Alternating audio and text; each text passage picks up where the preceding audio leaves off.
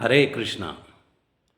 భగవద్గీత అన్నటువంటిది అర్జునునికి దేవదేవుడైనటువంటి కృష్ణుడు కురుక్షేత్ర సంగ్రామానికి ముందు వివరించడం జరుగుతుంది. అంటే జీవితం అనేటువంటి సంగ్రామంలో ప్రతి ఒక్క వ్యక్తి ఆర్ట్ ఆఫ్ లివింగ్ ఏ రకంగా జీవిస్తే ఆనందంగా విజయవంతంగా జీవితాల్ని గడపాలా అనేటువంటి మార్గదర్శకాన్ని ఇచ్చేటువంటిదే భగవద్గీత.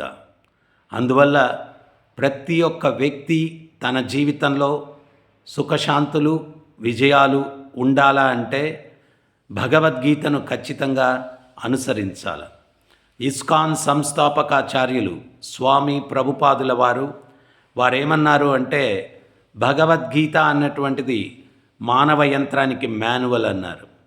మాన్యువల్ చదివి ఏ యంత్రాన్ని ఆపరేట్ చేసినా అది సక్రమంగా నడుస్తుంది.